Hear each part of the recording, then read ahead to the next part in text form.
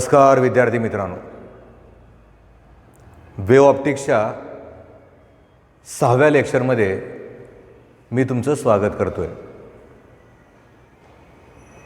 खरं तर आत्ताची या इन्स्टंटला जी काही बातमी आहे, म्हणजे आज जर समजा आपण आजच्या तारखेचा विचार करून त्या बातमीचा विचार केला तर अजून तुमचा सिलेबस कट होतोय।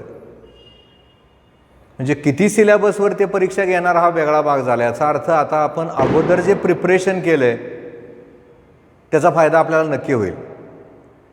आता नवीन सिलेबस कट करत असताना तो 11वीचा किती करणार, 12वीचा किती करणार हा वेगळा भाग झाला।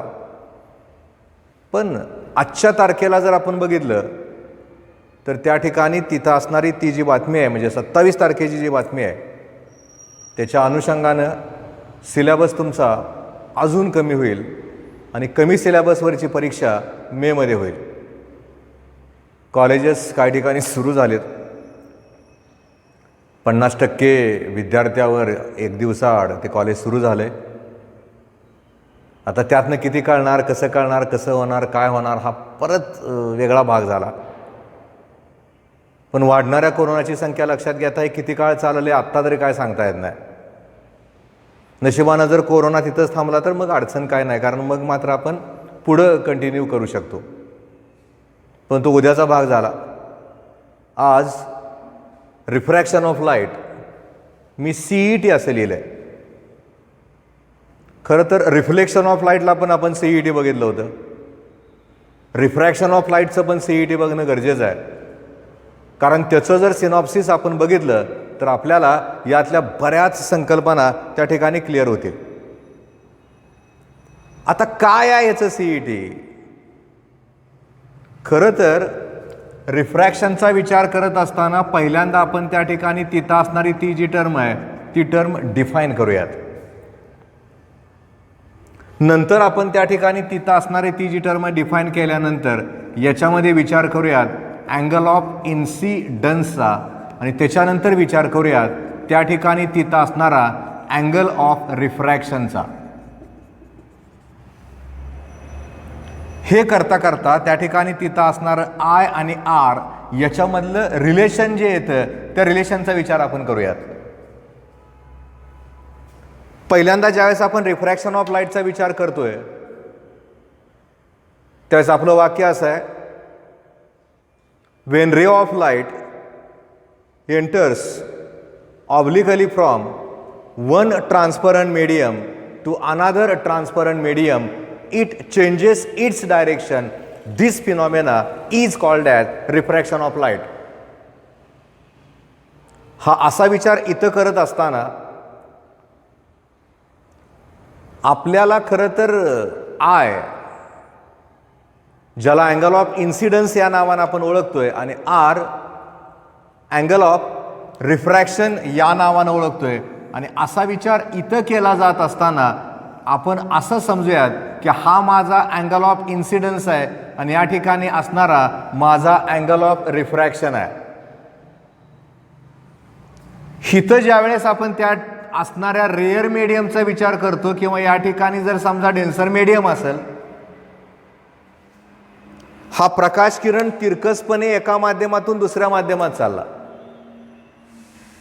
तुम्ही जर 11वीत असता तर तुमचं वाक्य असं आलं असतं किंवा असं असतं, खरं तर angle between incident ray and normal is called as angle of incidence, किंवा angle between refracted ray and normal is called as angle of refraction. हे अशी वाक्य इथं आल्यानंतर मग थोडासा बदल पण तिथं आपण करू शकतोय। कसा बदल करतोय, काय करावं लागतं आपल्याला? या असणाऱ्या वाक्याचा वापर करत असताना मला जर 12वीचा विचार करून ही वाक्य द्यायची झाली तर माझी इथली वाक्य बदलतात। Angle between incident wavefront and refracted surface, माझं वाक्य नीट ऐका, angle between incident ray and refracted surface is called as angle of refraction. हे असं कन्फ्यूज करतं आपल्याला। लक्षात नीट ठेवा, कारण मला जर ग्लान्सिंग अँगलला इथं जर दाखवायचं झालं तर माझं वाक्य असं असतं, angle between incident ray and refracted surface, त्याला आपण ग्लान्सिंग अँगल म्हणतोय. आणि ज्यावेळेस आपण इन्सिडंट वेव्हफ्रंट आणि रिफ्रॅक्टेड सरफेसचा विचार करतोय त्यावेळेस त्या ठिकाणी तिथं असणारा तो जो अँगल आहे त्याला आपण अँगल ऑफ इन्सिडन्स या नावानं ओळखतोय. पण आपण रिफ्रॅक्टेड सरफेसचा विचार करताना याचा विचार करतोय, त्यामुळे डोळ्यासमोर वेव्हफ्रंट आणा, ते जादाचं लक्षात राहतं. जसं आय तसं आर. म्हणजे हा जर माझा रिफ्रॅक्टेड रे असेल, या ठिकाणी असणारा जर वेव्हफ्रंट असेल, वेव्हफ्रंटच्या भाषेमध्ये अँगल ऑफ रिफ्रॅक्शन ओरिएंटेड मला जर वाक्य करायचं झालं तर माझं वाक्य असं असेल, angle between refracted wavefront and surface, refracting surface. म्हणजे आपण त्या संकल्पनेचा विचार करून ती उत्तरं काढत असताना या असणाऱ्या कॉन्सेप्टला नक्की बघावं लागतं. पण ज्यावेळेस आपण आय आणि आरचा विचार करतो, रिफ्लेक्शनमध्ये i is equal to r असतं. इथं तसं नाही होत. इथं ज्यावेळेस आपण त्या ठिकाणी आय आणि आरचा विचार करतो त्यावेळेस आपल्या समोर फॉर्म्युला असतो, mu is equal to sine i upon sine r, Snell's law. ज्यावेळेस एखादा प्रकाश किरण तिथं असणाऱ्या त्या रेअरमधनं डेन्सरमध्ये जातो त्यावेळेस आपण काय सांगतो, आयचा विचार केला तर जास्त आहे, आर कमी आहे. हे कधी, जर समजा रेअर टू डेन्सर असेल तर. कारण आपलं वाक्य असं असतं, when ray of light enters from rare medium to denser medium it bends toward the normal. उलट कधी होतं, ज्यावेळेस आपण i is less than r असा विचार करतो त्यावेळेस त्या ठिकाणी ती जी संकल्पना आहे ती बदललेली असते. डेन्सरकडनं त्या ठिकाणी तिथं असणारा तो प्रकाश किरण रेअरकडे जातो. या खरं तर बेसिक कॉन्सेप्ट आहेत. म्हणजे कधी कधी आपल्याला 11वीतल्या फॉर्म्युल्याचा आधार घ्यावा लागतो, mu is equal to r d upon a d. परत कन्फ्युजन, आर डी म्हणजे काय आणि एडी म्हणजे काय. मला जर समजा त्या असणाऱ्या डायग्रॅमचा विचार करायचा आहे, समजा हे पाण्यानं भरलेला ग्लास आहे आणि पाण्यानं भरलेला ग्लास असताना याच्यामध्ये या ठिकाणी इथं कुठेतरी एखादा ऑब्जेक्ट आहे, समजा एखादं नाणं आहे 10 रुपयाचं. ज्यावेळेस त्याच्यामध्ये पाणी ओतलेलं नसतं त्यावेळेस त्या ठिकाणी तिथं असणाऱ्या त्या उंचीचा विचार केला तर ती रिअल डेप्थ झाली, खरी खोली झाली. पाणी ओतल्यानंतर तिथं असणारा तो जो 10 रुपयाचं नाणं आहे त्याचं वर आल्यासारखं होतं, त्याला ॲपरंट डेप्थ म्हणतात. आभासी उंची झाली, खोली झाली. आणि या दोन्ही गुणोत्तराचा विचार केला आणि आपल्याला जर समजा उत्तर काढायचं झालं तर त्या ठिकाणी तिथं असणारं ते जे उत्तर आहे ते उत्तर आपण रिफ्रॅक्टिव्ह इंडेक्सचं नक्की काढू शकतो. म्हणजे किती संकल्पना आपल्या पुढं पुढं येत गेल्यात बघा. ज्यावेळेस आपण तिथं असणारी ती जी डायग्रॅम आहे ती बदलतो, म्हणजे 12वीच्या डायग्रॅमचा विचार करतो तसं आपल्यासमोर तिथं असणारी ती जी डायग्रॅम आहे त्याचं जे नेचर आहे ते नेचर आपलं या पद्धतीनं असतं. आणि असं असताना आपण इथं कुठंतरी त्या ठिकाणी सेमी सर्कल काढतो आणि याला टँजंट काढल्यानंतर याला आपण ए बी नाव दिलं, याला सी डी नाव दिलं. आणि असं नाव इथं देत असताना मग आपण विचार करतो की जर समजा मला विड्थचा विचार करायचा झाला तर त्या ठिकाणी नक्की लक्षात ठेवायचं आहे, रेअरमधून डेन्सरमध्ये जाताना जर समजा तिथं असणारा तो जो रेशो आहे ए बी टू सी डीचा घेतला तर त्या ठिकाणी तिथं असणारा तो जो रेशो आहे तो रेशो लेस दॅन 1 येतो. कधी होतो, जर समजा रेअर टू डेन्सर त्या ठिकाणी तिथं असणारा तो वेव्हफ्रंट जात असेल तर. आणि ज्यावेळेस आपण विचार करतो ए बी अपॉन सी डीचा, याची किंमत 1 पेक्षा जास्त कधी असते, ज्यावेळेस त्या ठिकाणी तिथं असणारा तो डेन्सरकडनं रेअरकडे जातो. म्हणजे आपण आपल्या संकल्पनेमध्ये बदल न करता या असणाऱ्या कॉन्सेप्टचा नक्की वापर करू शकतो. आपल्याला गुणोत्तर कशाचं विचारले त्याच्यावरनं ते उत्तर पण काढता येतं. आणि तसं उत्तर काढत असताना एका झटक्यात आपल्या डोक्यामध्ये एक फॉर्म्युला बसवता येतो. आणि तो जो फॉर्म्युला आहे तो म्हणजे ए बी अपॉन सी डीचा विचार केला तर cos i upon cos r. लक्षातच ठेवा. नुसतं एवढंच नाही, ज्यावेळेस आपण त्या ठिकाणी तिथं असणाऱ्या v is equal to n lambda नावाच्या असणाऱ्या एखाद्या फॉर्म्युल्याचा विचार फर्स्ट सेक्शनमध्ये करतो, त्याला लाईट सेक्शनमध्ये रिप्लेस करत असताना c is equal to nu lambda घेतात. मुळात ज्यावेळेस आपण त्या न्यूचा विचार करतो त्यावेळेस तिथं असणारी ती जी न्यू आहे ती फ्रिक्वेन्सी आहे. लॅम्बडाचा विचार करताना खरं तर तिथं असणारी ती वेवलेंथ आहे. सी म्हणजे speed of light in rare medium आहे. एखादा प्रकाश किरण एका माध्यमातून दुसऱ्या माध्यमात जात असताना 100% लक्षात ठेवा फ्रिक्वेन्सी जी असते ती फ्रिक्वेन्सी कॉन्स्टंट राहते. ती फ्रिक्वेन्सी त्या ठिकाणी बदलत नाही. ज्यावेळेस आपण एखाद्या कलरचा विचार करतो, जनरली कलरचा विचार करत असताना तिथं असणारी ती जी लाईट आहे त्या लाईटच्या फ्रिक्वेन्सीचा विचार आपल्याला नक्की करावा लागतो. म्हणजे नुसतं मी रिफ्रॅक्शन लिहिलं आणि त्याच्यावरनं किती टर्म्स तुमच्या डोक्यामध्ये बसवायचा प्रयत्न करतोय ते बघा. आपल्याला 12वीचा विचार करत असताना, 11वीचा विचार करत असताना, एखाद्या कॉम्पिटेटिव्हचा विचार करत असताना या सगळ्या संकल्पना घेऊन पुढे जावं लागतं. त्यामुळे हा विचार इथं करताना नेहमी लक्षात ठेवा. समजा असं एखादं एक्झाम्पल दिलं आहे, a ray of light having the frequency 3 × 10⁻14 hertz is incident on a refracting surface of the refractive index 1.5 glass आहे. Then frequency of that light in that glass will be. No need of calculation is there. लगेच पहिलं उत्तर जे आहे त्याला click करून टाकायचं, त्यात बदल होत नाही. पण ज्या वेळेस आपण त्या ठिकाणी तिथं असणाऱ्या त्या वेवलेंथचा विचार करतो, वेवलेंथचा विचार करताना त्याच्यामधला जो बदल आहे तो नक्की लक्षात यावा लागतो आणि तो येऊ शकतो आपल्या. वेवलेंथचा विचार इथं केला जात असताना 100% लक्षात ठेवा डेन्सरमधून रेअरमध्ये जाताना त्या ठिकाणी तिथं असणारी ती जी वेवलेंथ आहे ती वेवलेंथ त्या ठिकाणी डिक्रीज होते. कुठं होते? डेन्सर टू रेअर मीडियममध्ये जात असताना. आणि ज्यावेळेस आपण लॅम्बडाचा विचार करतो त्यावेळेस त्या ठिकाणी ती इन्क्रीज कधी होणार आहे तर ती इन्क्रीज होताना रेअर टू डेन्सरमध्ये जात असताना ती जी वेवलेंथ आहे ती वाढणार आहे. म्हणजे आपण खरं तर एवढ्या नुसत्या रिफ्रॅक्शनवर बोलत असताना या सगळ्या संकल्पनेचा आधार घेत घेत पुढे चाललोय.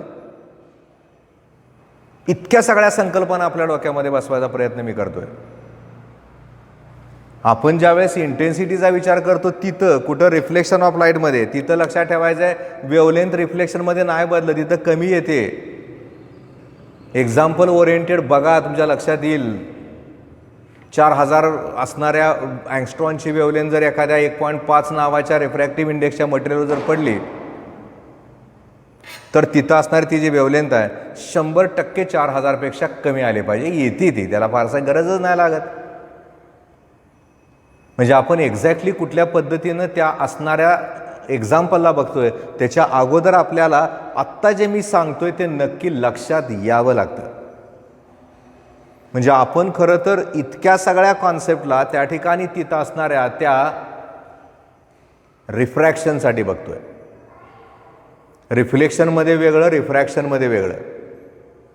रिफ्रॅक्शनचा विचार करताना आपल्याला रिफ्रॅक्टिव्ह इंडेक्सचा विचार करावा लागतो. रिफ्रॅक्टिव्ह इंडेक्सचा विचार करत असताना याच्यामध्ये सगळ्यात महत्त्वाचे जे फॉर्म्युले आहेत ते फॉर्म्युले एका ओळीत आपण आणू शकतो. खरं तर आणत असताना ज्यावेळेस आपण असं लिहितो 1μ2 किंवा 1n2, याचा अर्थ झाला refractive index of second medium with respect to first medium is equal to कडे जाताना C1/C2 येऊ शकतं, sin I/sin R येऊ शकतं, λ1/λ2 येऊ शकतं किंवा μ2/μ1 येऊ शकतं. जवळजवळ 80% एक्झाम्पल एवढ्यातच बसतात. डोक्यातच ठेवायचं μ2 आणि μ1 म्हणजे काय आहेत ते ॲब्सोल्यूट रिफ्रॅक्टिव्ह इंडायसेस आहेत. C1 आणि C2 म्हणजे काय आहे? दोन मीडियामधल्या व्हॅलॉसिटीज आहेत, स्पीड्स आहेत. λ1 आणि λ2 म्हणजे काय आहे? पहिल्या आणि दुसऱ्यामधल्या वेवलेंथचा तो रेशो आहे, गुणोत्तर आहे. म्हणजे आपल्यासमोर एवढा फॉर्म्युला जर समजा डोळ्यासमोर ठेवला तर रिफ्रॅक्शन ओरिएंटेड असणारी जी एक्झाम्पल्स आहेत ती सहज सुटतात. नाही गरज लागत जास्ती काय करायची, सोपं आहे ते. उगाचच कधी कधी आपण फिजिक्सला अवघड करतो. काय गरज आहे तेव्हा? एवढ्यात अख्खं CET बसतं करतं, त्याला काय फारशी गरज नाही लागत. मायनर कॅल्क्युलेशन करत गेला तर तुम्हाला तिथं असणारं ते जे उत्तर आहे ते उत्तर सहज मिळतं. म्हणजे 600 मार्क पडल्यानंतर एखाद्या मुलाला जर MBBSचे ॲडमिशन मिळत असताना अडचण येत असेल तर लक्षात ठेवायचं आहे, पेपर अवघड निघत नाहीत. फार अवघड आपल्याला आलं म्हणजे आपल्याला फार येतं असं नाही. पहिल्यांदा सोपं परफेक्ट करत चाला, कॅल्क्युलेशन करा, प्रॅक्टिस करा. वेळ तर कमी आहे तुमच्या समोर आता, कारण बघता बघता पहिली टर्म संपली, दिवाळी आली, दिवाळी गेली, कळलंच नाही आपल्याला. आपल्याला वाटतं की अजून आमची शाळा आत्ता सुरू झाल्या नाही, ती सेकंड टर्मला सुरू झाल्या तुमची शाळा. पहिली टर्म तुमची ऑनलाईन त्यांनी कन्सिडर केलेलीच आहे. फक्त मी मगाशी आल्या जे सांगितलंय की बाबा तुमचा जो सिलेबस आहे तो सिलेबस थोडासा कमी केला जाईल, आणि कमी केलेला जो सिलेबस आहे त्याच्यावर त्या ठिकाणी तिथं असणारी ती बोर्डाची परीक्षा होईल. इथंपर्यंत नक्की लक्षात ठेवा, जादा लक्षात ठेवावं लागत नाही, गरज लागत. म्हणजे कमी अभ्यास केल्यानंतर सुद्धा आत्ताच्या यावर्षीच्या परीक्षेमध्ये चांगले मार्क पडतील असं मला सतत वाटतंय. पेपर अवघड निघायची शक्यता फार कमी आहे.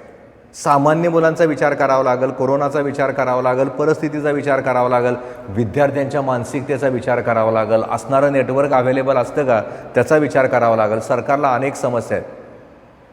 तिने डेअरिंग करून ऑनलाईन शाळाचं ऑफलाईनमध्ये रूपांतर केलं आहे खरं तर, पण ते इतकं त्यांना रिस्की आहे, अजून त्याचे रिझल्ट्स मिळायचे आहेत त्यांना. कारण किती तास होतात असे. मुंबई तर बंदच ठेवलं आहे, औरंगाबाद बंद आहे, नागपूर बंद आहे, ठाणे बंद आहे, पनवेल बंद आहे, डोंबिवली बंद आहे, मुंबईच्या आसपासचं सगळं बंद आहे, पुण्यात अजून चालू नाही झालेल्या शाळा.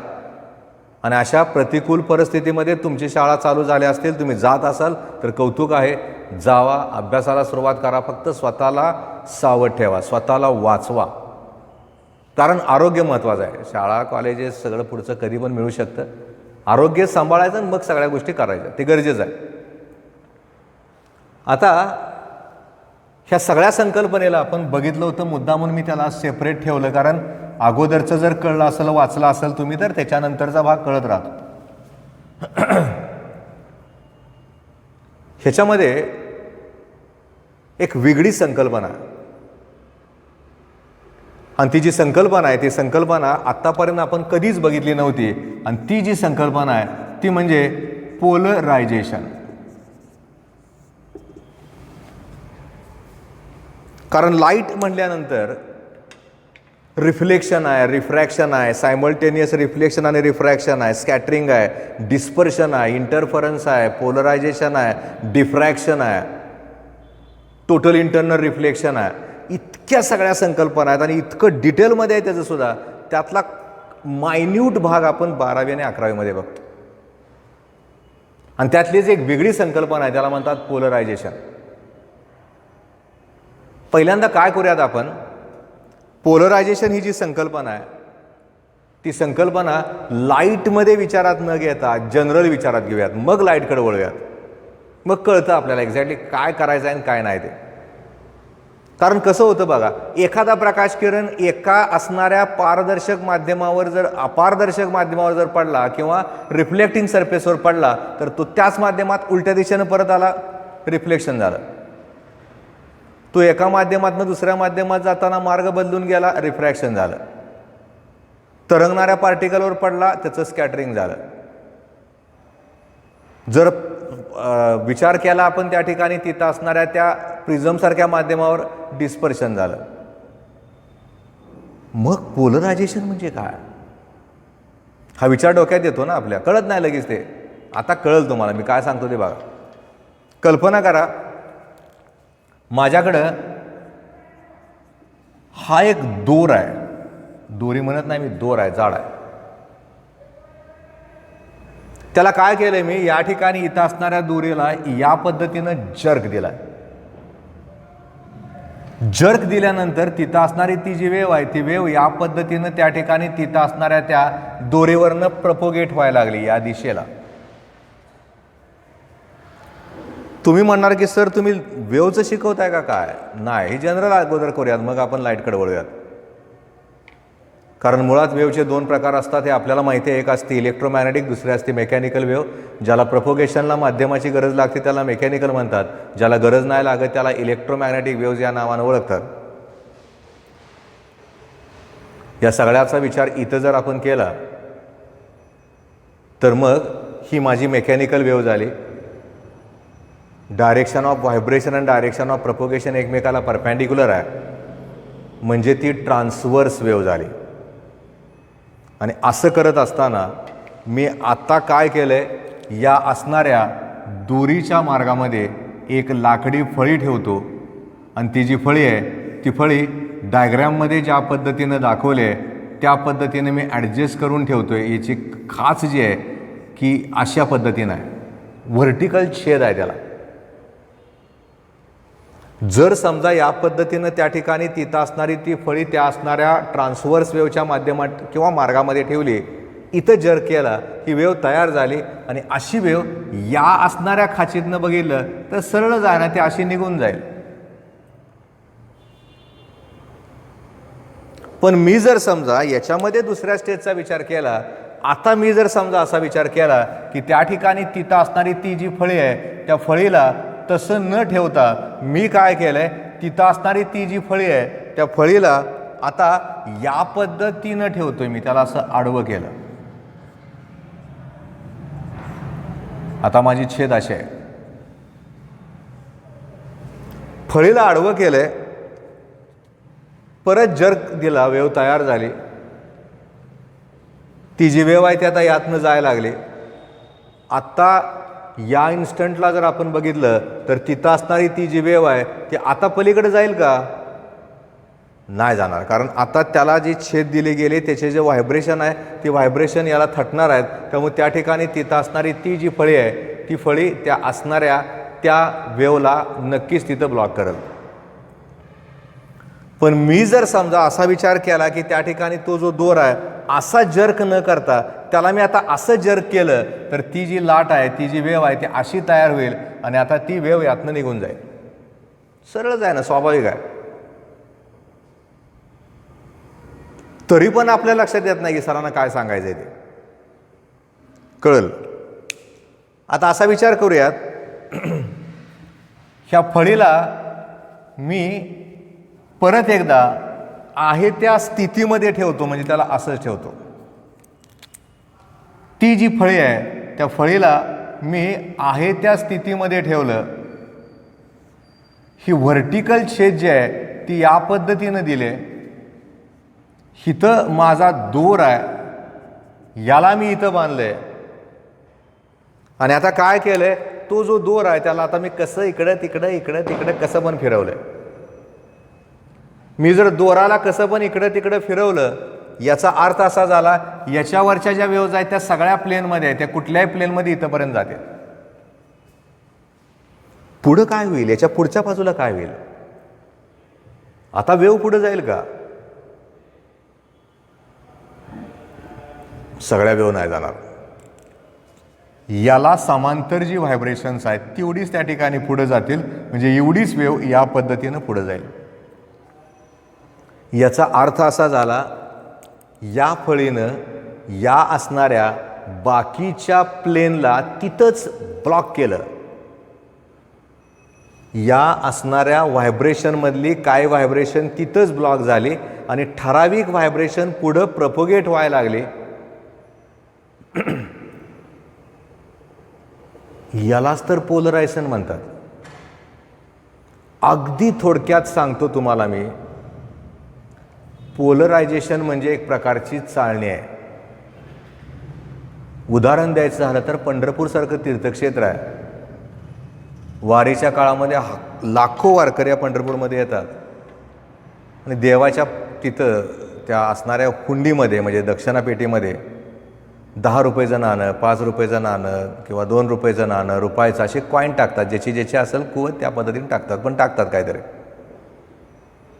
अशा वेळेस त्या असणाऱ्या मंदिर समितीचे आव्हान असतं की आता वेगळं करून मोजायचं कसं. त्यांच्याकडे चाळण्या आहेत आणि त्या मशीनमध्ये ती नाणी टाकली का बरोबर 5 रुपयाची नाण्याचं चाळणी असेल तर 5 रुपयाची नाणी फक्त खाली पडतात, तरी मोजली जातात. 10 रुपयाची असेल तर 10 रुपयाची, 2 रुपयाची असेल 2 रुपयाची पडतात. याचा अर्थ तिथं जसं चाळणीच्या माध्यमातून त्या नाण्यांना वेगळं केलं जातं तसं इथं लक्षात ठेवा, याच्यामध्ये ठराविक व्हायब्रेशन फक्त पुढं पाठवली जात आहेत, सगळी कुठं जात आहेत. आणि जी ठराविक व्हायब्रेशन पुढं पाठवली जातात ही जी प्रोसेस आहे यालाच ज्या कुठल्या नावानं ओळखतात ते जे नाव आहे याला म्हणतात पोलरायझेशन.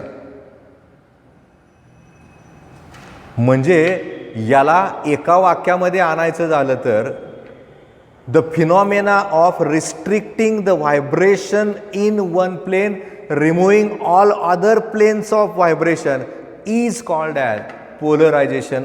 आपण नुसती जनरल व्याख्या केली. ह्यात गंमत कशी आहे, लाकडी फळे आहे, पोलरायझेशन आहे वगैरे ते सगळं शक्य आहे. लाईटमध्ये काय करणार तुम्ही, ह्याच्यात कळतंय ना. जसं आपण चाळणीत तसं दिसतं ना, चाळणीमध्ये बघा आपली आई घरात ज्यावेळेस चाळणीच्या साह्यानं कणिक चाळते त्यावेळेस त्याच्या वरच्या बाजूला जाड जाड जाड असं ते बाजूला राहतं, खाली फक्त बारीक पीठ पडतं.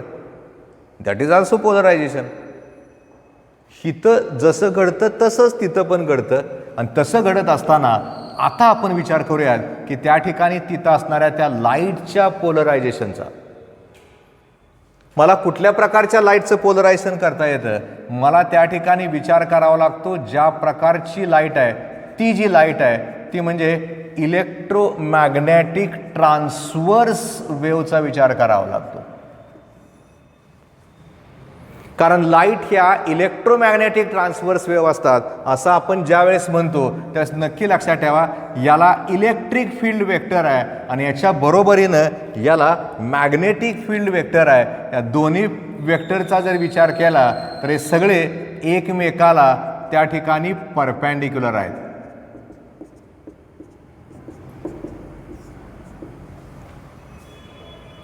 A wave in which electric field vector and magnetic field vector both are perpendicular to each other and perpendicular to the direction of propagation. He propagation ची डायरेक्शन आहे.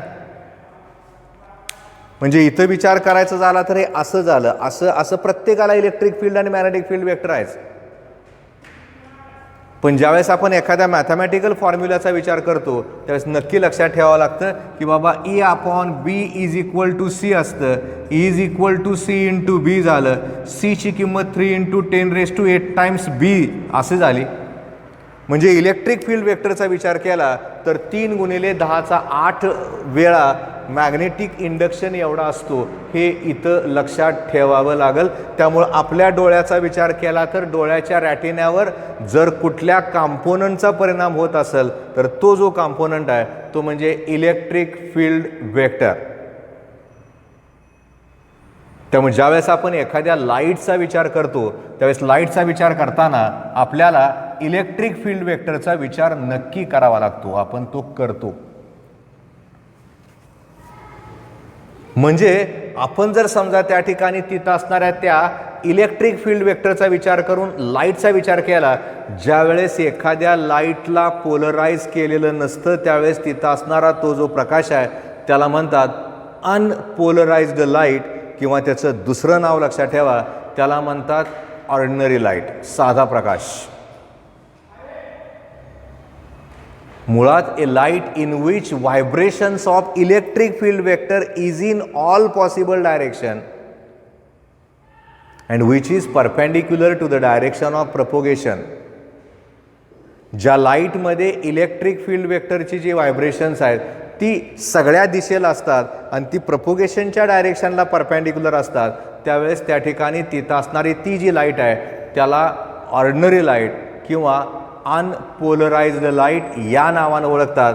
म्हणजे मला त्या ठिकाणी तिथं असणारा तो जो लाईट आहे त्याला जर पोलराइज करायचं झालं तर नक्की लक्षात ठेवा मला असणाऱ्या आपल्या युनिवर्समध्ये जे क्रिस्टल्स आहेत त्यातल्या कुठल्या ना कुठल्या क्रिस्टलचा वापर करावा लागतो. आणि तसा तो वापर करताना कुठले कुठले क्रिस्टल लाईटला पोलराइज करू देतात, कारण लाईटला हायर फ्रिक्वेन्सी आहे, वेवलेंथ कमी आहे. दोरीवरचं दिसतं आपल्याला, इथं कुठं लाईट दिसते, वेव दिसतच नाही ना. ते 10च्या 14 आणि 15 हर्ट्झमध्ये फ्रिक्वेन्सी आहे आणि 10च्या वजा 10 मीटरमध्ये त्याची अँगस्ट्रॉनमधली किंमत आहे 4000 गुणिले 10चा वजा 10. इतकी लहान वेवलेंथ आहे. मग त्याला पोलराइज कसं करायचं, कारण त्याच्यामध्ये तिथं पण इलेक्ट्रिक फील्ड वेक्टर सगळ्या दिशेला असणारच आहेत ना. त्याला पोलराइज करायसाठी लक्षात ठेवायचं आहे क्वार्ट्ज क्रिस्टल किंवा टुर्मलाइन क्रिस्टल किंवा calcite crystal, Nichols prism, Polaroid अशा काही गोष्टींचा वापर करून आपल्याला तिथं असणाऱ्या त्या लाईटला पोलराइज करता येतं. मी ज्यावेळेस त्या ठिकाणी तिथं असणारा तो जो लाईट आहे तो अनपोलराइज्ड म्हणून दाखवतो, त्यावेळेस त्याला स्कीमॅटिक डायग्राममध्ये दाखवताना नक्की लक्षात ठेवा, त्याला दाखवताना या पद्धतीनं दाखवलं जातं. याचा अर्थ असा झाला, ह्या लाईटच्या इलेक्ट्रिक फील्डची व्हायब्रेशन्स आहेत. ॲरोजचा विचार केला तर ती प्लेनला पॅरलल आहेत आणि डॉटचा विचार केला तर ती प्लेनला परपेंडिक्युलर आहेत. सगळीकडे व्हायब्रेशन्स आहेत त्याची. दाखवताना ही पद्धत झाली, प्रत्येक दिशेला त्याची व्हायब्रेशन्स आहेत. आणि तशी जर ती व्हायब्रेशन्स असतील तर इथं लक्षात ठेवायचं आहे, डॉटचा अर्थ ती व्हायब्रेशन अशी झाली, ॲरोजचा अर्थ ती व्हायब्रेशन व्हर्टिकल झाली, आणि या असणाऱ्या त्या कॅल्साइट किंवा टुर्मलाइन किंवा कॉर्ड्स, घड्याळात वापरतात ते क्रिस्टल कॉर्ड्स असतं. त्याला या ठिकाणी मगाशी जशी आपण छेद बघितलं होतं त्या लाकडे फळीला, तसं याला या पद्धतीने ॲडजस्टमेंट झालेली असते. याला ज्या कुठल्या नावानं ओळखतात त्याला ट्रान्समिशन ॲक्सिस या नावानं ओळखतात, किंवा तिथं असणारा तो जो ॲक्सिस आहे त्याला क्रिस्टोलोग्राफिक ॲक्सिस या सुद्धा नावानं ओळखतात. एवढं नक्की लक्षात ठेवा. आणि अशी लाईट याच्यावर आल्यानंतर काय केलं जातं, जी व्हायब्रेशन ॲक्सिसला पॅरलल आहेत त्यांना पुढं पाठवलं जातं, बाकीच्यांना ब्लॉक केलं जातं. याचा अर्थ ही व्हायब्रेशन इथं पास झाली, ती या प्लेनला पॅरलल आली, म्हणजे हा जो लाईट झाला तो खरं तर पोलराइज्ड लाईट झाला. आणि या ठिकाणी जर झाला तर तो अनपोलराइज्ड लाईट झाला, किंवा याला आपण ऑर्डिनरी लाईट या पण नावानं ओळखतोय. पण खरंच तो पोलराइज झाला का हे चेक करायला याच्या मार्गामध्ये अजून एका क्रिस्टलचा वापर करतात. आणि तिथं असणारा तो जो क्रिस्टल आहे तो मी आता मार्गात दाखवला, याला पोलरायझर म्हणतात. याला पोलरायझर म्हणतात आणि याला ॲनालायझर म्हणतात. हा माझा पोलरायझर झाला. म्हणजे हा जर आपण फिरवत गेलो, ह्याच्या दोघांचे ॲक्सिस जर एकमेकाला क्रॉस झाले तर पुढं लाईट जाणारच नाही. त्याला नो लाईट कंडिशन म्हणतात. पण आत्ता जर बघितलं या स्टेजला ही जी व्हायब्रेशन्स आहेत ती परत पुढं तशीच राहतील. हा काय करतोय, यानं खरंच पोलरायझेशन केलं का ते ॲनालाइज करतोय, तो चेक करतोय. म्हणून याला ॲनालायझर म्हणतात. त्यामुळं आपल्याला एक्झॅक्टली कसं त्या लाईटला केलं जातं, तर इथं पहिलं वाक्य नक्की लक्षात ठेवायचं. A light in which vibration of electric field vector is in all possible direction is called as unpolarized light. The phenomena of restricting the vibration of electric field vector or light vibration only in one plane, removing all other planes of vibration, is called as polarization of the light. इथं dots दाखवले नाही त्याचा अर्थ हा light polarise झाला. इथं dots आणि arrows आहे याचा अर्थ हा अनपोलराइज्ड झाला. हा पण पोलराइज्ड आहे, हा पण पोलराइज्ड आहे. याला जर आपण फिरवत गेलो तर मग त्या ठिकाणी तिथं ह्याच्यात अनेक गोष्टी पुढे येणार आहेत पोलरायझेशनच्या बाबतीत. आज आपण इथंच थांबतोय. याच्यानंतरचं जे 7 नंबरचं लेक्चर आहे ऑप्टिक्सचं, कारण अनेक लेक्चर्स यात होणार आहेत. मोठा टॉपिक आहे हा. हळूहळू पुढे चाललो आहे आपण, जास्त वेगात जायचंच नाही. यातला बराच भाग कमी पण होईल, अजून काय सांगता नाही येत. आतून येणार आहे पुढचा सिलेबस कट झालेला, तुम्हाला ते PDF पाठवलं जाईल. पण आज मात्र आपण या असणाऱ्या वेव ऑप्टिक्सला इथंच थांबतोय. परत 7व्यामध्ये आपण याच्यानंतरच्या काय कॉन्सेप्ट बघत जातोय. धन्यवाद.